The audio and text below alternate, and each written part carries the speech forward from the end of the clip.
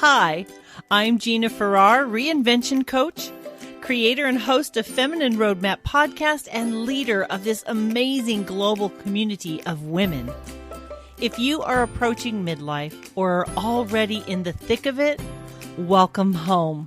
Please grab a cup of something wonderful and join me for some real talk, practical strategies, and a big dose of sisterhood. I am so glad you're here.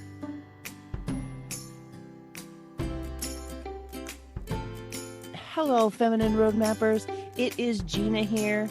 Welcome back to Feminine Roadmap Podcast, the podcast that helps you navigate the challenges and changes of midlife and to live a second half more vibrantly. Today, we're going to be talking about making that transition from parenting young ones to young adults. You know, the guidelines, the boundaries, how to remain part of their lives without being invasive. And then in the next season, maximizing your impact as a grandparent. And to have this conversation, my guest is coming back to share more. It's Dr. Harley Rotbart. He's a professor and the author of No Regrets Parenting. Turn long days and short years into cherished moments with your kids. Dr. Harley, thank you for coming back on my show. Gina, it's a pleasure. Thanks for having me. My pleasure. So we're talking a little bit about this midlife and later season about as your kids transition from being young to young adults. And then, of course, eventually, hopefully being grandparents, if that's what life has for you. So what is it that had you expand your book to include these? Well, part of it is my expanding age and personally going through the transition from young children to young adult children and then to being a grandparent. But the first edition of the No Regrets Parenting book, it came out about 10 years ago, and it was I was very gratified. It was a wonderful bestseller, but it generated some movement that I hadn't anticipated, and that is during my seminars, at the end of my seminars, and in letters that I received, many grandparents wrote to me and they said, you know, we've given your book to our adult children because we don't want to bug them about what we think they should be doing with our grandchildren. But we thought if they had this book, it might help them. It might be a subtle way of teaching our adult children how we would like to parent, how we would like them to parent their own children. And so it got me thinking about grandparenting as a new challenge in no regrets living, no regrets parenting. And then when we had our own grandchildren, it became very apparent that this is a huge transition in the lives of parents, both having young adult children who are out of the crib and out in the workforce, but also ultimately having grandchildren for those parents who do. And hopefully the updates will help the young parents, and the expansion will help the parents of my generation. Let's talk a little bit about that shift from, you know, your kids become young adults. And it definitely is a shift in the way it should be a shift, I should say, to how we relate to them, what kind of boundaries and guidelines we set when we do have them go 18, they're 18, 19 years old now. How do we make that shift, and what are some of those healthy transitions that we can make? Right. Well, the first thing we need to do is recognize the developmental milestones of young adulthood. So we talked, when kids are little, we talk about rolling over and the first time they sit and they're riding their tricycle, the developmental milestones of young children. But young adult children also have developmental milestones, and it's important for us as parents of young adult children to recognize those. So those include, and not necessarily in this order, first of all, post-high school education, then a first real job, a first home. And a first home doesn't mean that they own it, but that they're living away from home, perhaps with roommates in a rented apartment. A first significant relationship, a relationship that perhaps could end up being a more permanent relationship. financial independence is a developmental milestone of young adulthood. That doesn't mean that they're really independent. We may still need to help them, but our checks should be decreasing in dollar amount as young adults reach that milestone. And then, of course, marriage and children. And my definition of young adulthood is when your kids reach any single one of those milestones, either start post-high school education or get a first real job or a first home, have a first significant, perhaps longer lasting relationship, achieve some degree of financial independence, and of course, marriage and their own children. When your kids reach any one of those milestones, I consider them to be a young adult. And I think parents need to consider them to be young adults. And at that stage, as you said, Gina, the relationship has to change. And that's when new boundaries are established, when we need to respect the decision-making, although we may not agree with it, but respect the decision-making that our 18-plus-year-old children are starting to make. You know, I've had that relationship shift awareness myself. I've had that discussion with my own daughters. You know, living under one roof, the discussion is, okay, you're adults, we're adults. Yes, you're my children, technically, but you're now adult people.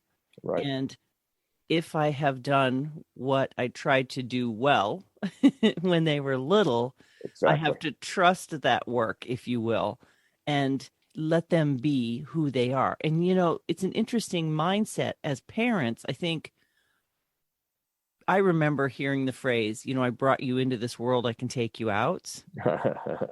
Right? Yes, that was a common one.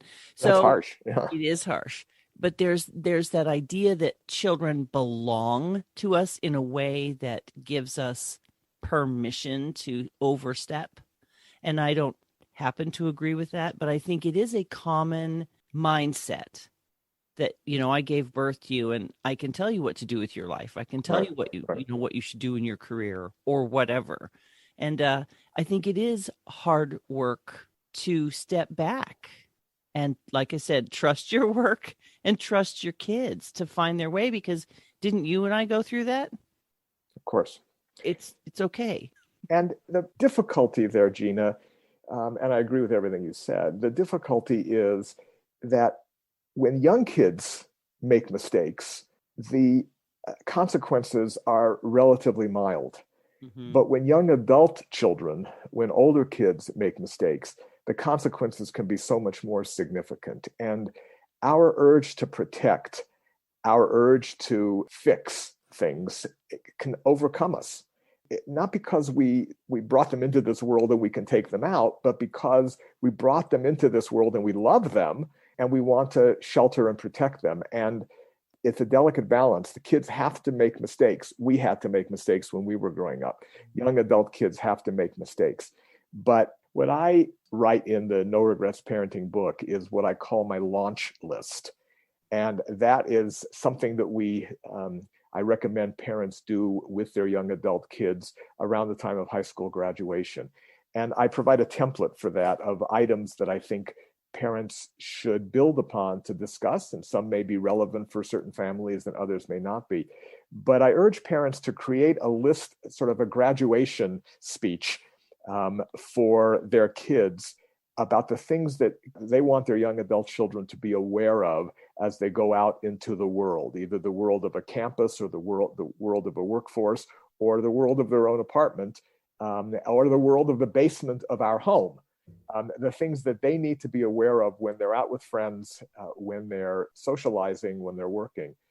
And I suggest sitting down with young adult kids and going over that list. And again, I provide a template, but it's not a perfect fit for every family. But to talk about the things that we want them to know, and then we have to chillax. We have to back off a little bit and trust, as you said, that what we've done for the first 18 years will resonate and that the launch list will stick with them. And it's okay to make them squirm.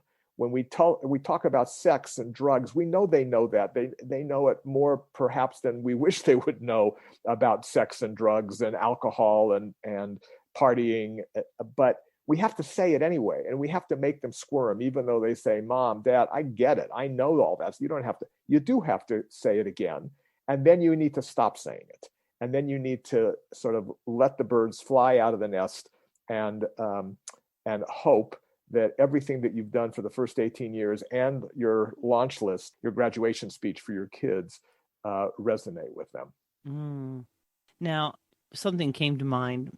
What words of advice do you have for a parent who hasn't made that transition? Maybe they have a young adult child and they're really struggling, like you said, to launch, to let go, to let the birds fly, to keep their mouth shut. And I'm not saying any of us can do that 100% well, but what if someone is having trouble letting go? Yeah. What advice do you have for that parent? Well, the title of the book is No Regrets Parenting. And my fear for parents who cannot let go is that their kids will separate from them. Their kids will create a distance and leave the parents with regrets.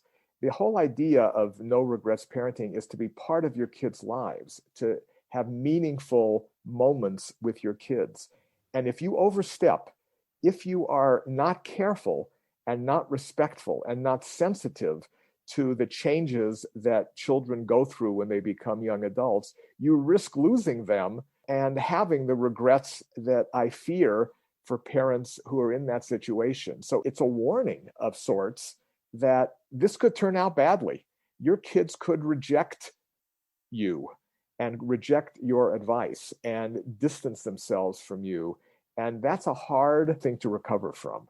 And I really believe that if you can sort of envision the future and what it would be like if you did not have the relationship, a close relationship with your young adult children, what would that be like for you? And you realize that that's potentially at risk. You know, for young kids, what I advise parents to do is to picture their kids' rooms clean and tidy with dust gathering on the little soccer trophies, and the cars that they're driving with, the parents are driving without the Cheerios all over and without the car seats. Picture that time. And now that you've got your young kids tucked in at night, make the most of those moments before the Cheerios are all gone, because you have to look into the future. Well, I advise the parents of young adult children to do the same thing. If the parents are resisting that separation, I think they need to look into the future and say, what would this be like if my kids are upset enough to pull away from me? What would my life be like without them?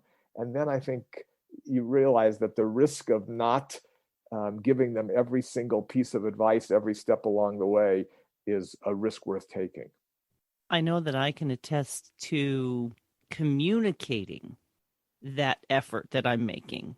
Yeah, has been a very important part of our journey here, which is I see you as an adult. right. Maybe I wouldn't make the same choices. I'm not talking illegal, immoral. I'm just talking just general people choices. That's right. And having that conversation that says, you know, I love you and I trust you, and maybe I don't like this thing. I want to be able to say I don't like that thing, but I'm not telling you to change what you're doing. We're just having a discussion. You say to me, blah, blah, blah. I say, I don't think I like that. But if it's not illegal and immoral, and remembering, Dr. Harley, you basically said, look into the future for your own kids. I also try to look in the past for myself and what I needed and what I felt was important for me. Sure. And I try to hold that space from my own, like, what did I need? Right? Maybe I needed more support in some areas, but maybe I needed some serious, like, let me live my life, you know? Right. And trying not to repeat things that weren't helpful to me as a receiver and maybe build new habits so that our family and our family culture is growing and expanding. What do you think about that? I think that's exactly the balance that I'm talking about, and that will leave parents without regrets. I think that communicating with your kids how you're feeling is totally not only acceptable, but desirable. But to communicate in a way that is not dictatorial, that is not authoritarian, and that recalls your own past and how you reacted to the advice that you welcomed and to the advice that was unwelcome. And yes, of course, there are boundaries that as a parent of a young adult child, you have to cross. And those are the immoral and the illegal boundaries. A child who is addicted, a child who is doing the kind of work that is likely to get them into trouble. I think there you have to feel like you can intervene. But other areas, their choice of jobs, their choice of places to live, those are all worthy of discussion. But the decider is the young adult child. And I think making them aware that they are the decider and it is up to them, but this is how you feel, extends your relationship as an involved but not invasive parent. People talk a lot about helicopter parenting, but I have seen that well into young adulthood. Absolutely. Not just for young children. Absolutely. And now it's drone parenting, of course. We've who we've got gone beyond fancy? we've gone beyond helicoptering. Now we're using drones. As I reread the first edition, in updating it and expanding the first edition of the No Regrets Parenting book, I read parts where I warned parents about MySpace, and I'm thinking, MySpace? Does anybody remember MySpace? Well, we're getting there with helicopter parenting now too. So we're the vernacular has changed, but the concept is the same. There are still great dangers and benefits, but great dangers on social media. But it's not MySpace anymore, and there are great dangers with helicopter parenting. But now we're parenting with drones. The funny thing, I'm a word picture person, so I'm like, okay, a helicopter can only fly so low, but a drone can really get in there and be invasive in the privacy. And Right. That might be the conversation. The word picture that you used is the privacy piece. Even if they're living in your home, yes, what are those healthy privacy boundaries? Right. They began when, as teenagers, still in high school or middle school, high school, when the door was closed to their rooms. And as parents, we had to know when it was okay to go in. We had to knock, and we had to respect the privacy, even as middle schoolers and high schoolers. That privacy now is even more significant, more important when they're young adults living in our homes. And more, young adults living in our homes can be wise financial choices. And of course, many young adult kids would prefer to have their own place, but saving money for their future by living at home with mom and dad, or mom or dad, is not a bad choice for many young adult kids, but it presents the new challenges for us as parents. That closed door is now even thicker and harder to open and needs to be respected more. I'm thinking back a couple of comments to when we're overstepping boundaries, because the truth of the matter is we're going to struggle as adults with our adult children. Depending on how we were parented, we may have some unhealthy patterns. And so it's really a growth journey. And the reason I thought that this conversation would be great for my tribe as a midlife tribe is, we always have the opportunity to do better, right? And not only from maybe repairing things we haven't done right in the past with our kids, or the way our parents maybe fell short. We're always going to fall short, but I think this conversation reminds us that it's an evolution. And at any point, we can choose to say, I overstepped. Or what I tend to do is over communicate and say, I don't want to overstep. Mm-hmm. And so I'm making these decisions. Does that feel right for you? Good. And not feeling like, not getting so ego involved, right? Parent child, Right, power right. position. So I really, because we've been walking through that journey for us, and this is just an idea that maybe someone listening might think of. It's like, okay, we're in a season where, after quarantine and all the things we've been through, and, family members being out of work, and it's like, okay, we need to live in this situation. Oh, is it ideal? Was it the dream? Was it the plan? No, of course they would love to live somewhere else. But since that's not the case at the moment, we're rebuilding and figuring things out, then how can we live together as four adults? I try to shift it in my mind. Yep. From parent child to four equally able to make decisions for themselves people. Does that make sense? And then I don't walk in their rooms unless I knock on the door. If my husband and I are going out on a date night, I'll say, hey, we're going to go out on Friday.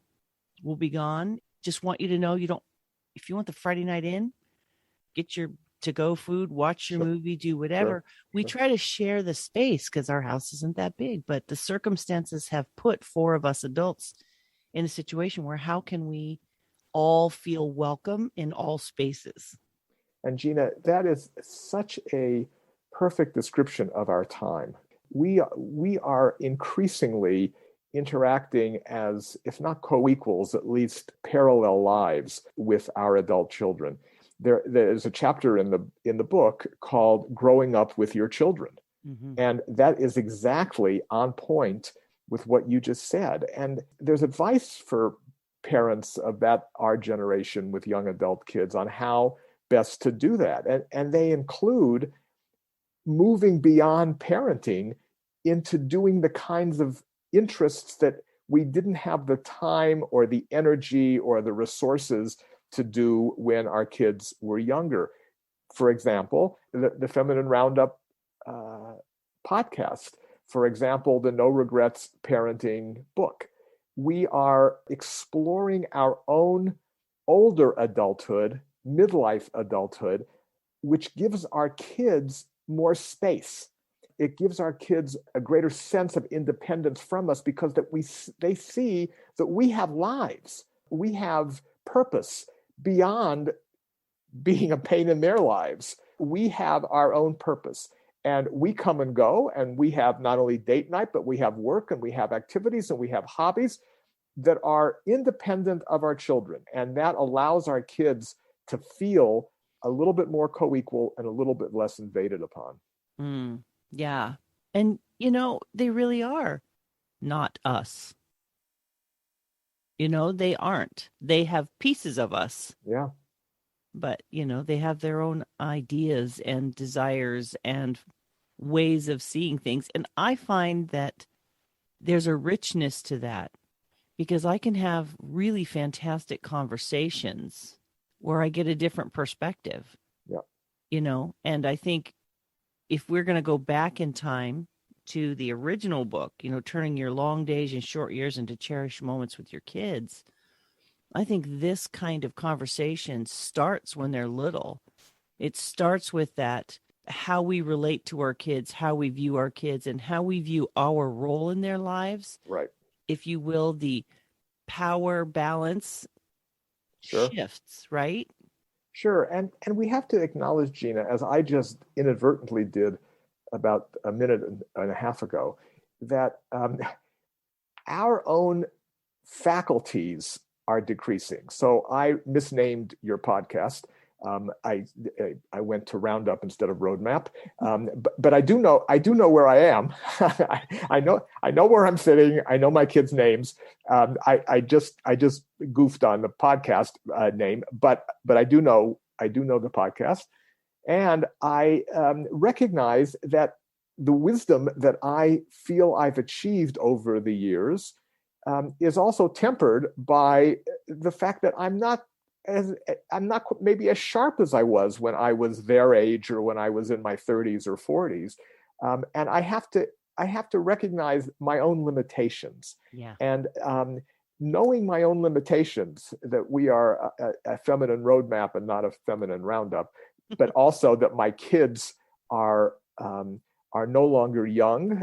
They're no longer young children. They are young adults, and that their decision making is to be respected and honored, not necessarily always agreed with, communicated when we disagree, but in a gentle and respectful way.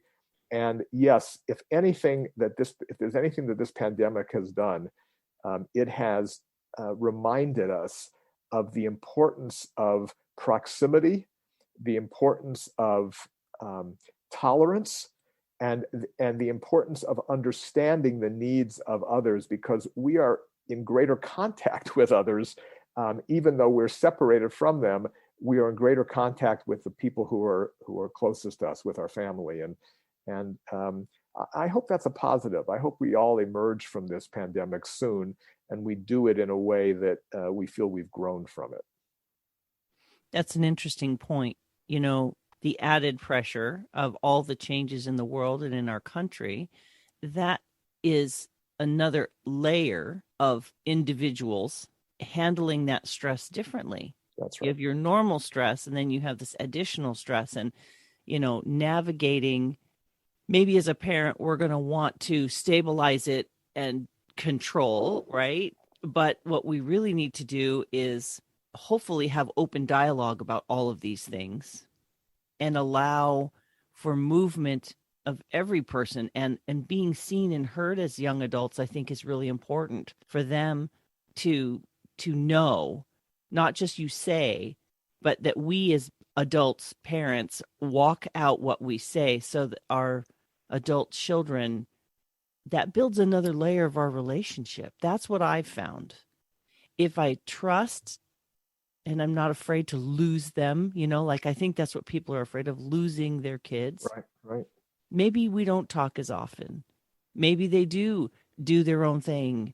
But when I give them that space and I don't keep like, what about me? What about me? You know, if I can control myself, and just because I love their company. Yeah. And I tell them, I do love your company, but I want you to feel like you don't have to spend time with me because we're both in the house, you know, that kind of conversation. And I think the rich reward, Dr. Harley, is what I have found is when they do spend time with me, they're inviting me into their world. And I think that's the greatest compliment for me as a parent of, I should say, mentor coach. In other words, I can't overstep the mentor coaching, but I'm no longer parenting them. I'm just here as a sounding board. And I think, how does that shift? Because I don't have grandchildren, so I can't comment on what that journey is. How do we help people shift from navigating our adult children to grandparenting? Because now it's the decisions our adult children are making and how they raise their kids. So how do you help that next transition? Yeah. Well, it's the section in the book on that begins with a chapter on advice for young parents on how to handle their own parents, how to handle the new grandparents. Here are the things that you really need to understand about your parents becoming grandparents. And you have to be patient. You have to expect their advice, but filter it. You're the decider. You need to set boundaries, and you need to make rules, because you are now the rule maker, but you need to do it in a patient and understanding way, because the hardest thing for grandparents is the instinct to parent their grandchildren, because we've been doing it for so long.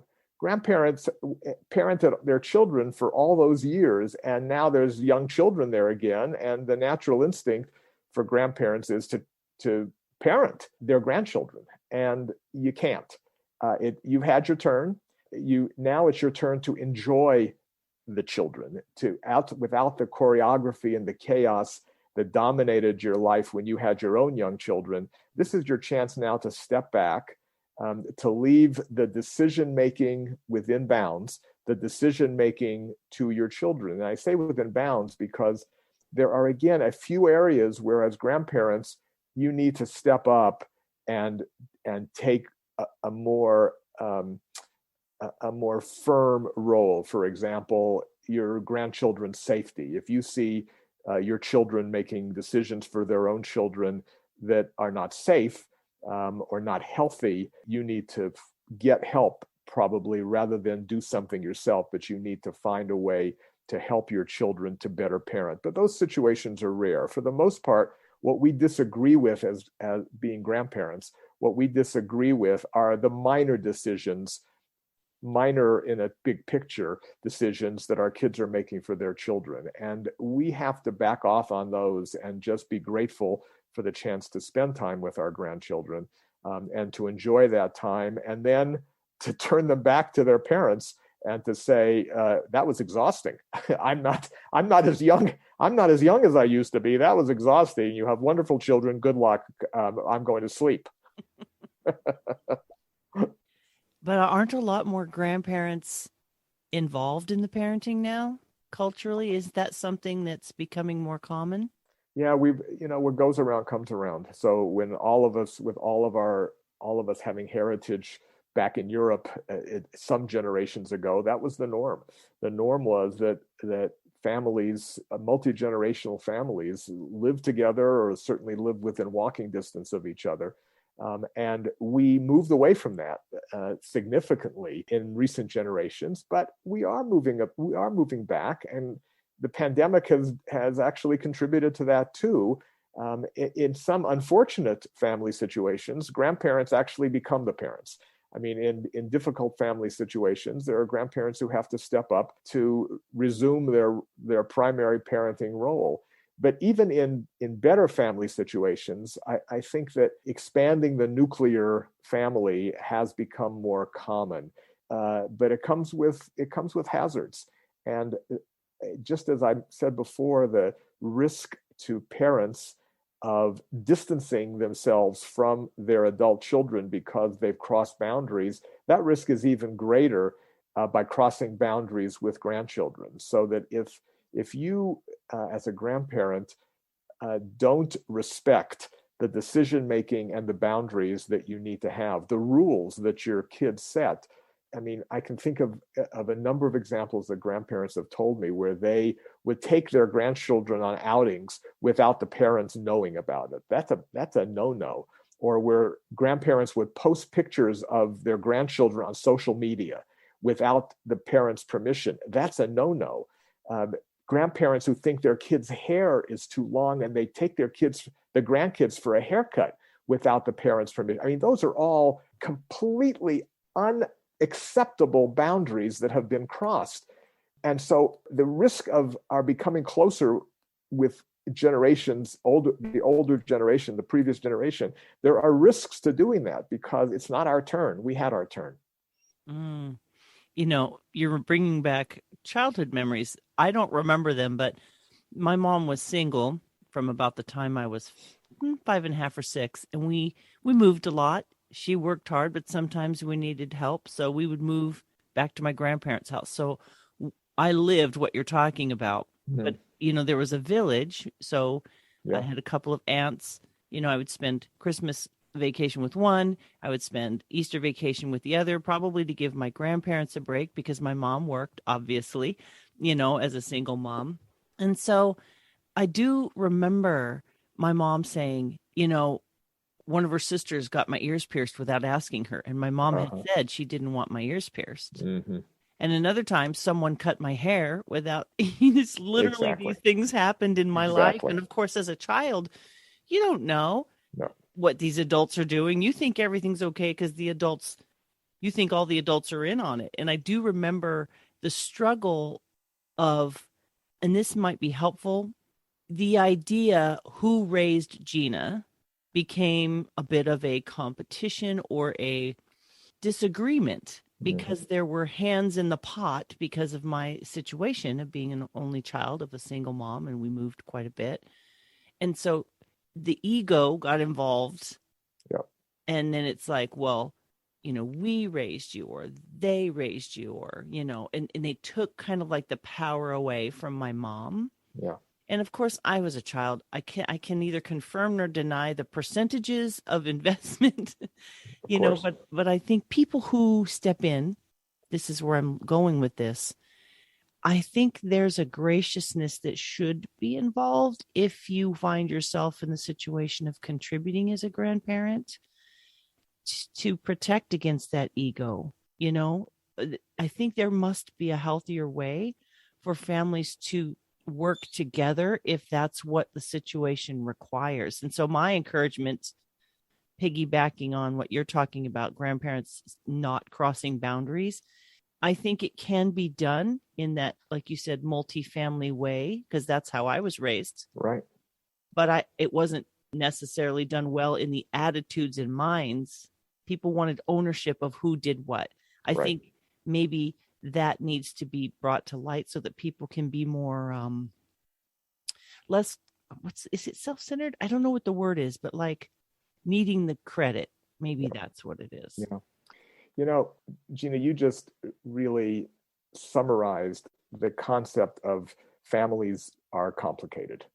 Families are complicated. No one size fits all advice applies to all families, and your family is the epitome of that situation. And grandchildren, as you were, grandchildren would love to be spoiled by and competed for by family members. The more family members who want to give them things and take them places and do things for them, the better. Grandchildren love to be spoiled by their grandparents, by their aunts and uncles. But it is acknowledging the fact that the parent has to be the primary source for all distribution of labor. So whatever it is that, ears pierced, haircuts given, those have to be decisions by the parent. And when loving grandparents or aunts and uncles, but when loving grandparents cross that line and do things that they've been specifically asked not to do, then there's family strife. And the grandchildren may not feel it, although sometimes they do, because the worst thing that can happen is for grandparents to speak negatively about the kids' parents, or for aunts and uncles, or even in passing conversation, for the kids to hear their grandparents say, well, her mother would never do this, but I'm doing it, or her mother and her father are, don't agree with this, but it's important to me. That's bad, because the child's mother or father or both are the rule makers. They have to be the rule makers. And that is in the chapter on how parents can prepare their own parents to be grandparents. And that is gently, patiently telling their parents, the grandparents, what the rules are. And this is the way, this is bedtime, and this is bath time, and these are good times to call. And before visiting, please let us know. And we will never separate ourselves from you as long as we are all on the same page about what we want for our children, your grandchildren, what we want for our children. There is no dearth of advice available. Grandparents may feel like their experience in life as of being parents for so many years gives them special wisdom and privilege in how to advise their children on raising the grandchildren. It doesn't. I mean, we would love to feel as if our experience was important. And when the kids ask us for advice, oh my goodness, there's no better feeling in the world than when your adult kids ask you for advice about their children or about their lives. But until they ask, they're online finding advice. It may not be as good advice as what you would give them, but there are plenty of sources for advice. Nobody needs parenting books anymore. And that's why I'm careful to say that No Regrets Parenting is not a book about how to parent. It's a book about how to make the most of your time with your children, how to make the most of your time with your grandchildren, not how to be a parent or how to be a grandparent. There's plenty of advice out there. So parents don't need their own parents' advice. When it's welcome, when it's solicited, oh my gosh, there's nothing more beautiful than being asked for your advice as a grandparent. But it's best to wait for them to ask. I would imagine that when it's done as well as it can be done, being humans as we are, that there would be rich rewards, and then maybe we would, as grandparents, would have more opportunity if we agree to and Absolutely. abide by the boundaries. It would seem like that's how it would work anyway.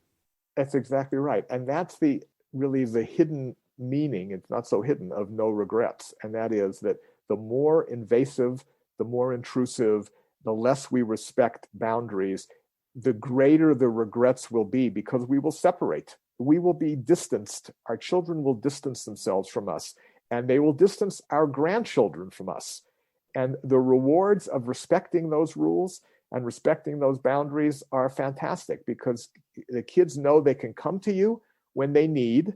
They can ask you what they have to ask you, but you're not going to knock on their door and say, this is what you should be feeding them for breakfast instead of the junk that you are feeding them. That's not your job. I can honestly say that having people in your life who don't discipline their kids in your home is really, really challenging for me. Yeah. I'm just going to be honest. Yeah, I agree.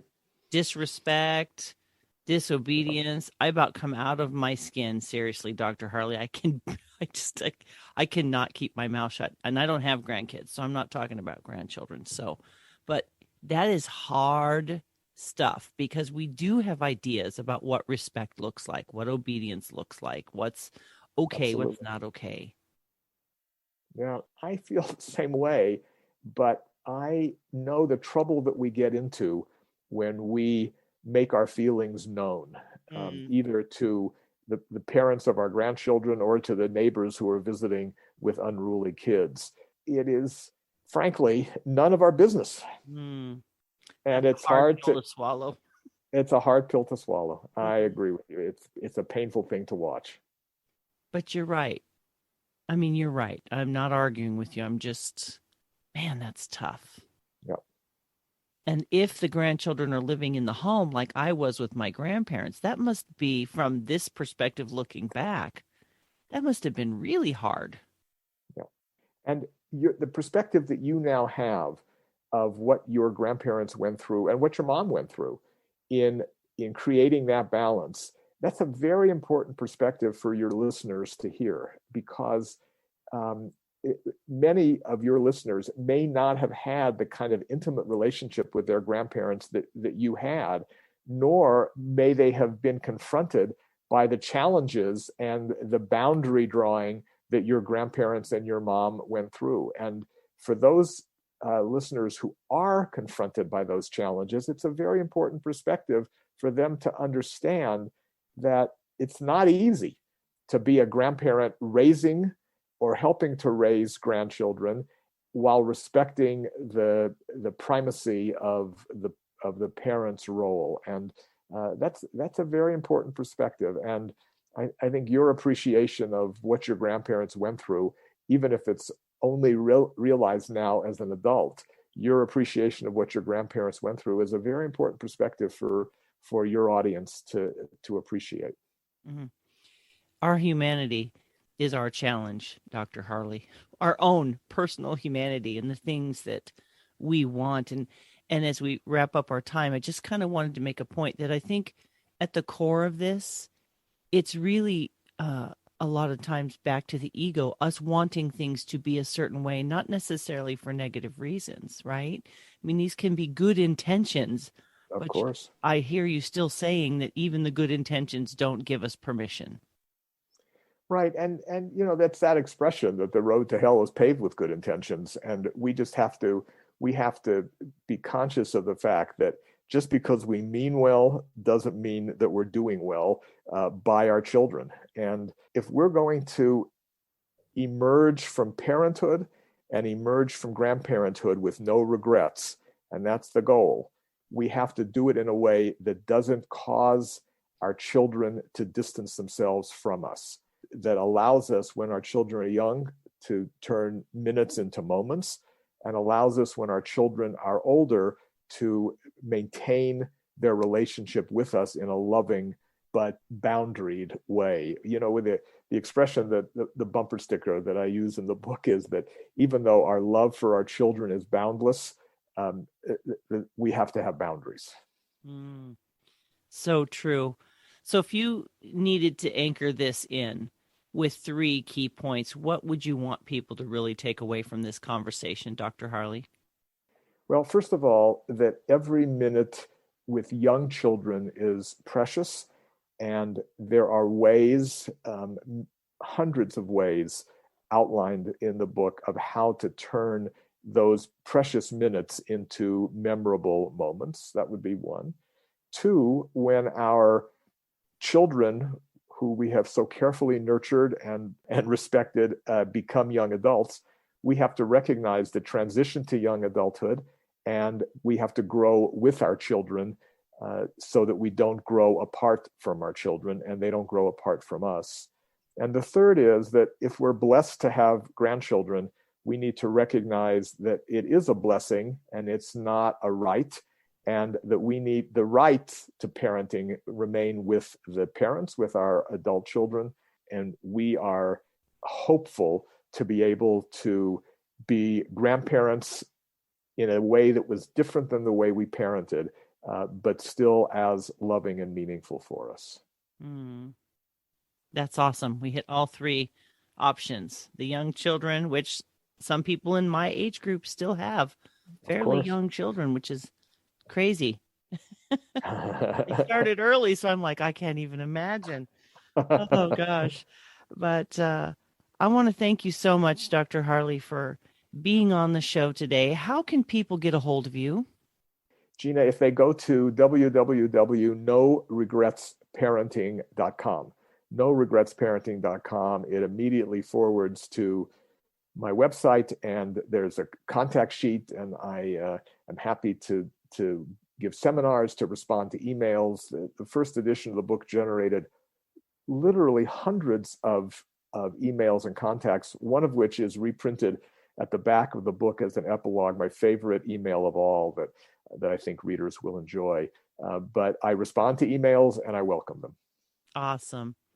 Well, again, I'm so grateful that you came back on the show, that you reached out to me. It's so nice to have a guest back. I really richly enjoyed our conversation. I love the perspective and the wisdom that you bring. It's the reason I do what I do, to have people like you who have that resource. You are the resource. Your book is the resource. Your wisdom is the resource. And thank you for doing this work so that people can have some kind of balance and resource to reach out to when they're walking this new journey. I'm just really grateful for you. Thank you, Gina. And back at you. The work that you do for your tribe is valuable, meaningful, and I greatly admire you for doing it. Oh, thank you so much. Today, friends, I've been speaking with Dr. Harley Rotbart. He's a professor and the author of No Regrets Parenting. If you head over to www.feminineroadmap.com/episode 246, you will find links to Dr. Harley that he shared. You will also find a link to our last episode, which was episode 222. I'll put links there for you so you can listen to both of those episodes. And while you're there, please leave your name and email address and join my tribe. I send out periodic emails.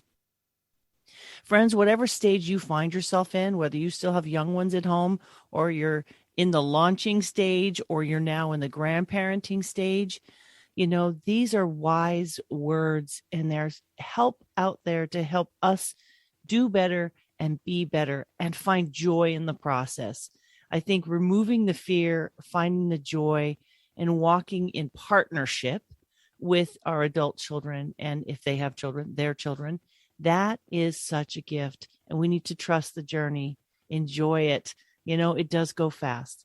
So if you have any questions, please go to the links, reach out to Dr. Harley, see if there's some way that he can answer those questions for you. Don't forget, we don't have to go through this alone. We're building a community of support and help, and you can enjoy the journey as you transition. Thank you so much for being with us today. We look forward to sharing more with you in the weeks to come. Take care, my friends. Bye-bye.